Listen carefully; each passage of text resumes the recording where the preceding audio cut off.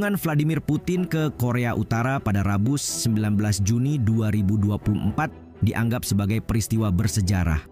Bagaimana tidak, pertemuan ini tidak hanya memperlihatkan kekuatan persahabatan dan kesatuan kedua negara, tapi juga menandai kunjungan pertama Putin ke Korea Utara dalam 24 tahun terakhir. Menariknya, di balik pamer kemesraan Putin dan Kim Jong-un, ada Amerika Serikat yang diam-diam khawatir. Mengapa demikian?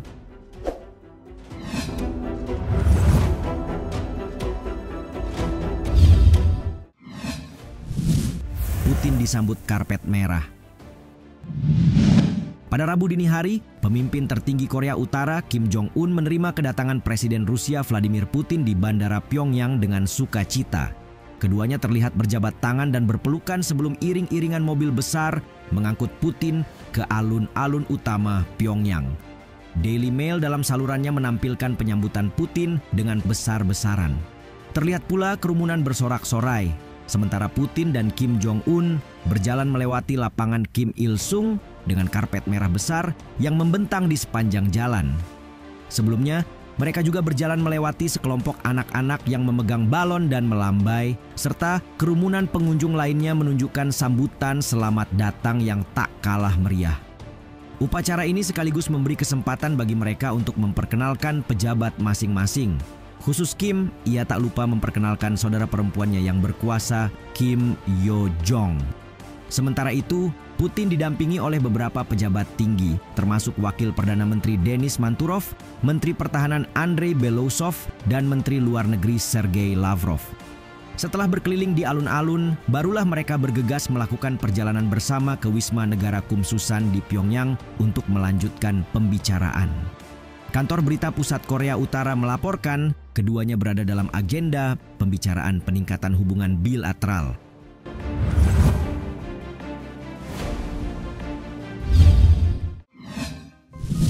Ajak Korut lawan AS. Bagaimanapun, kunjungan Putin ke Korea Utara tak terlepas dari upaya memperkuat hubungan bilateral di tengah sanksi yang dipimpin Amerika Serikat. Karena itu, kunjungan singkat itu pun diindikasikan sebagai penguatan perlawanan Moskow Pyongyang atas cengkeram Amerika Serikat dan negara-negara Barat. Presiden Rusia itu dijadwalkan berada dalam agenda penandatanganan sejumlah dokumen kerja sama penting, di mana oleh Kementerian Unifikasi Korea Selatan, peningkatan hubungan bilateral dinilai sebagai pertemuan puncaknya. Dalam hal ini, dianggap memamerkan hubungan yang berfokus pada kerjasama militer serta penguatan solidaritas anti-Amerika Serikat dan anti-Barat. Apalagi keduanya sama-sama dikenai sanksi oleh AS. Bedanya jika Korea Utara karena program nuklir, maka Rusia terkena dampak melalui keputusan invasinya ke Ukraina. Melalui sebuah pertemuan dengan sejumlah wartawan pada 20 Juni kemarin, perwakilan Kementerian Unifikasi tersebut mengatakan bahwa Putin melakukan kunjungan balas 9 bulan kemudian di tengah kepentingan kedua negara yang berlanjut setelah pertemuan Korea Utara dan Rusia tahun lalu. KBS World mengurai penjelasan terkait pandangan bahwa Korea Utara telah mendapatkan dukungan dari Rusia dalam menanggapi kerjasama antara Korea Selatan, Amerika Serikat, dan Jepang. Sementara itu, Rusia berupaya mendapatkan pengaruh terhadap isu-isu semenanjung Korea ke depannya dengan berupaya menghindari isolasi akibat dukungan Korea Utara terhadap perang di Ukraina dan sanksi Barat.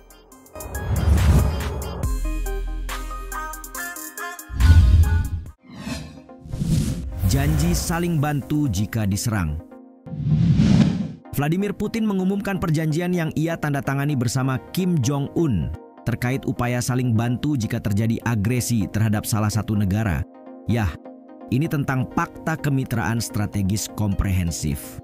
Putin dalam keterangan yang dikutip Reuters menyebut bahwa perjanjian yang ditandatangani itu antara lain memberikan bantuan timbal balik jika terjadi agresi terhadap salah satu pihak dalam perjanjian. Hal ini kemudian dibahasakan oleh Kim sebagai hubungan yang berkembang menjadi aliansi tingkat tinggi yang baru. Menanggapi itu, pakar Korea Utara dari NK News, Chad O'Carroll, mengatakan bahwa perjanjian ini dapat membuka pintu bagi kerjasama terkait konflik, termasuk kemungkinan tentara Korea Utara membantu Rusia di Ukraina, katanya melalui platform X. Apalagi dalam beberapa bulan terakhir, Putin menghadapi kesulitan di medan perang, terutama karena jumlah senjata yang berkurang.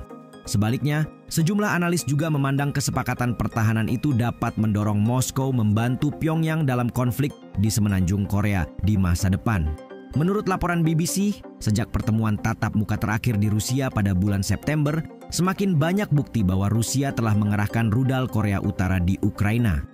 Terlebih dalam pertemuan yang dimaksud, keduanya memang membahas kerjasama militer dan dicurigai menekan kesepakatan senjata.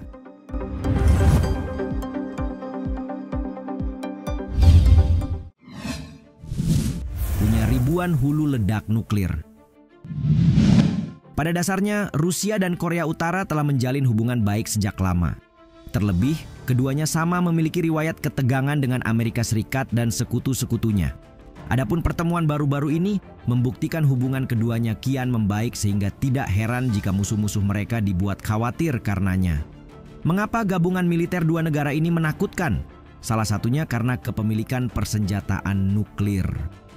Disebutkan bahwa Rusia dan Korea Utara menjadi dua dari sedikit negara di dunia yang memiliki persenjataan nuklir. Benar bahwa keduanya belum memanfaatkan persenjataan nuklir sejauh ini.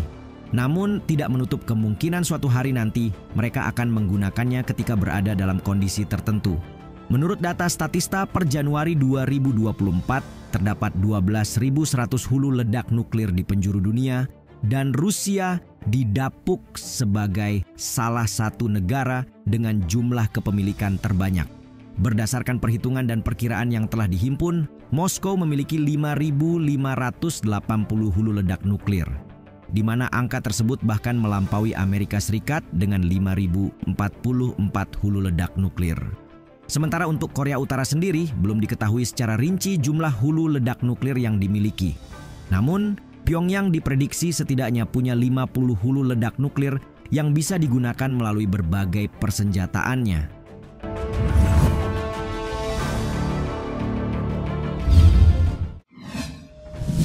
Bikin panik AS dan Barat. Setelah pembicaraan berjam-jam di ibu kota Korea Utara, Pyongyang Rabu lalu, kemitraan strategis komprehensif yang menyertakan klausul pertahanan bersama Rusia Korut pun menjadi masalah baru, setidaknya bagi negara-negara Barat. Alasannya, kesepakatan itu memperkuat kemitraan yang menurut para pengamat dapat menimbulkan dampak signifikan bagi dunia. Sebab memperbesar kekhawatiran negara-negara Barat mengenai potensi bantuan Rusia untuk program rudal atau nuklir Korea Utara. Sekretaris Jenderal NATO, Jens Stoltenberg, bahkan telah menyatakan kekhawatirannya sebelum pertemuan puncak. Sementara juru bicara Pentagon, Maijen Pat Ryder, dalam keterangannya menyebut kerjasama yang makin erat harus diperhatikan, terutama bagi siapa saja yang tertarik untuk menjaga perdamaian dan stabilitas di semenanjung Korea, katanya kepada wartawan. Para pejabat intelijen Amerika Serikat meyakini bahwa Putin memberi teknologi kapal selam nuklir dan rudal balistik Korea Utara sebagai imbalan atas senjata untuk perangnya di Ukraina. CNBC dalam keterangan yang mengutip 6 pejabat senior AS menyebut bahwa pemerintahan Biden ternyata khawatir jika saja Rusia membantu Korea Utara menyelesaikan langkah-langkah akhir yang diperlukan. Dalam hal ini terkait upaya untuk mengerahkan kapal selam pertamanya yang mampu meluncurkan rudal bersenjata nuklir.